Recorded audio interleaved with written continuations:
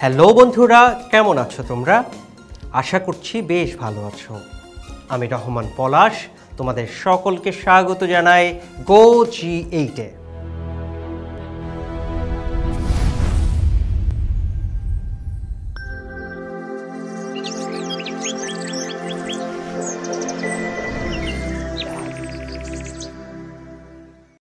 বন্ধুরা, গত এপিসোডে আমরা পড়েছিলাম অধ্যায় 4-এর অংশীদারি ব্যবসায় সম্পর্কে। এই অধ্যায়ের কিছু ইন্টারেস্টিং টপিক নিয়ে আজকে আমরা আলোচনা করব। আমরা আজকে পড়ব অংশীদার হিসেবে নাবালক অংশীদারি ব্যবসায়ের বিলোপ সাধন প্রক্রিয়া সম্পর্কে। চলো বন্ধুরা, আলোচনা শুরু করা যাক।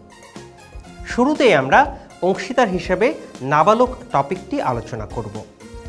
তোমাদের জন্য দুঃসংবাদ হলো, বর্তমানে বাংলাদেশে প্রচলিত 1932 সালের ভারতীয় অংশীদারি আইন অনুযায়ী কোনো নাবালক অংশীদারি ব্যবসায়ের অংশীদার হতে পারবে না।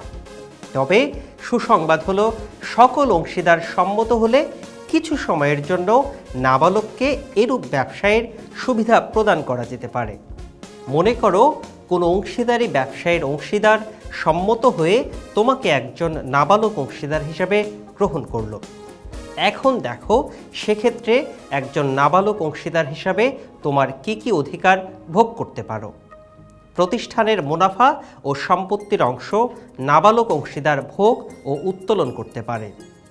এছাড়া নাবালক অংশীদার প্রতিষ্ঠানের হিসাবপত্র দেখাশোনা, পরিদর্শন ও প্রতিলিপি গ্রহণ করতে পারে। এই ব্যাপারটা দেখো, একজন অংশীদার যতদিন অংশীদারি ব্যবসায়ের মুনাফার কিংবা সম্পত্তির অংশ ভোগ করবে, ততদিন সে অন্যান্য অংশীদারের বিরুদ্ধে মামলা দায়ের করতে পারবে না। তবে প্রতিষ্ঠানের সাথে সম্পর্ক ছিন্ন করার সিদ্ধান্ত গ্রহণ করলে নাবালক স্বার্থ আদায়ের জন্য অন্য অংশীদারদের বিরুদ্ধে মামলা দায়ের করতে পারবে। বন্ধুরা, মনে করো তুমি নাবালক অংশীদার হিসাবে কোনো ব্যবসায় ঢুকেছ। এরই মাঝে তুমি সাবালক হয়েছ, অর্থাৎ তুমি সার্টিফিকেট অনুযায়ী 18 বছরে পা দিয়ে ফেলেছ। সেক্ষেত্রে তুমি চাইলে একজন বৈধ অংশীদার হিসেবেও থাকতে পারো, আবার না চাইলে অংশীদারি ছেড়েও দিতে পারো। বন্ধুরা, ব্যাপারটা এরকম, সাবালক হওয়ার পর 6 মাসের মধ্যে ব্যবসায়ে সে থাকবে নাকি সম্পর্ক ছিন্ন করবে, এই সম্পর্কে তার সিদ্ধান্ত নেওয়ার অধিকার থাকে। এই সিদ্ধান্ত বিজ্ঞপ্তির মাধ্যমে অন্যান্য অংশীদারকে অবহিত করার অধিকার একজন নাবালক ভোগ করে থাকে। তবে 6 মাসের মধ্যে কোনো মতামত প্রকাশ না করলে সে বৈধ অংশীদার হিসাবে বিবেচিত হবে। তো বন্ধুরা, এই ছিল অংশীদারি ব্যবসায়ে একজন নাবালকের অধিকার।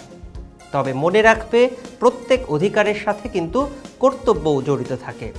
তাই তোমাকে অধিকারগুলো আদায়ের সাথে সাথে কিছু কর্তব্য পালন করতে হবে। যেমন, অংশীদারি ব্যবসায়ে রক্ষিত মূলধন ও মুনাফা পর্যন্ত দায় বহন করা একজন নাবালক অংশীদারের কর্তব্য।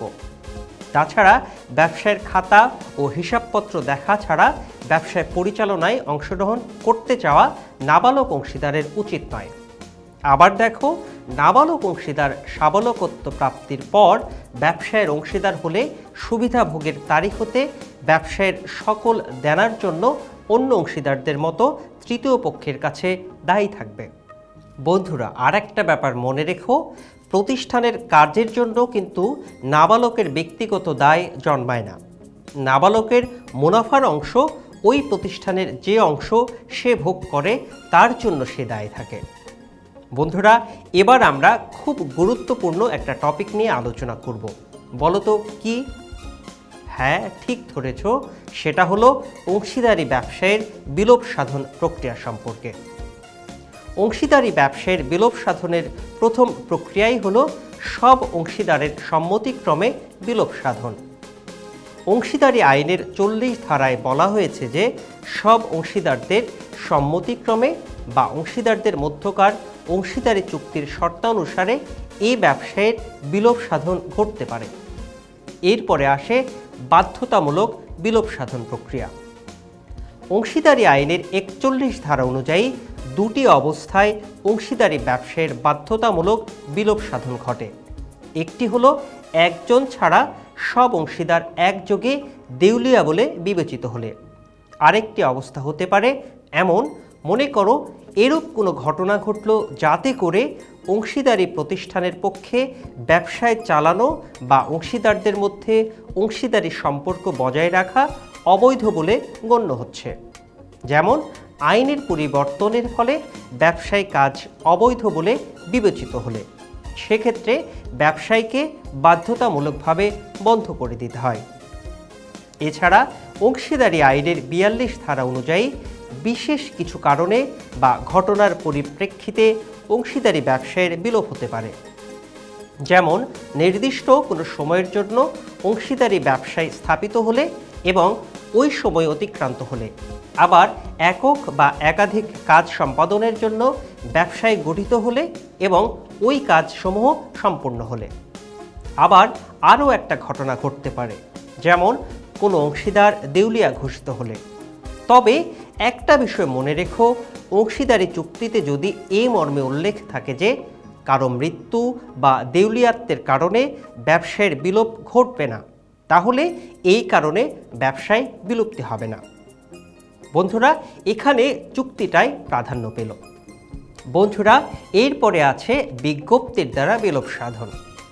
অংশীদারি আইনের ৪৩ ধারায় বলা হয়েছে যে ইচ্ছাধীন অংশীদারের ক্ষেত্রে কোনো অংশীদার লিখিত বিজ্ঞপ্তির দ্বারা অন্য অংশীদারদের কাছে ব্যবসায়ের বিলাপের ইচ্ছা প্রকাশ করে অংশীদারি ব্যবসার বিলোপ ঘটাতে পারে। বন্ধুরা, তোমাদের সুবিধার জন্য কিন্তু ধারাগুলো ক্রমান্বয়ে দেওয়া হয়েছে, যেন তোমরা সহজে মনে রাখতে পারো। বিলোপ সাধন প্রক্রিয়ার শেষ পয়েন্টটা হলো আদালতের নির্দেশে বিলোপ সাধন। এই ব্যাপারে অংশীদারি আইনের ৪৪ ধারায় বলা হয়েছে। চলো দেখা যাক কি বলা হয়েছে। আদালতে ব্যবসার বিষয়ে কোনো মামলা হলে বা ব্যবসায় ভঙ্গের আবেদন করা হলে অংশীদারি আইনের ৪৪ ধারা অনুযায়ী নিচের যে কোনো অবস্থায় আদালত ব্যবসায়ের বিলোপের নির্দেশ দিতে পারে।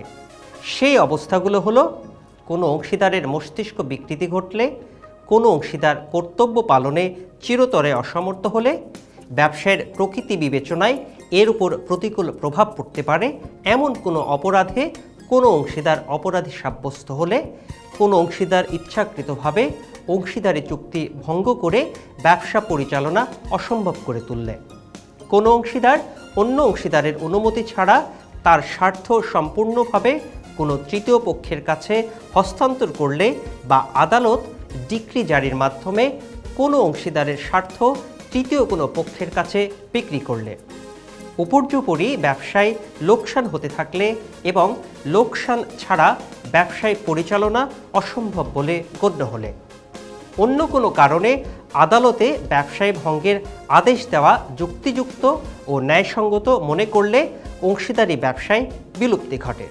তো বন্ধুরা, এই ছিল অংশীদারি ব্যবসায়ের বিলোপ সাধন প্রক্রিয়া। আর এই ছিল আমাদের আজকের আলোচনার বিষয়। পরবর্তী ক্লাসে আবার দেখা হবে। ততদিন পর্যন্ত তোমরা ভালো থেকো, সুস্থ থেকো এবং গো G8 এর সাথেই থেকো।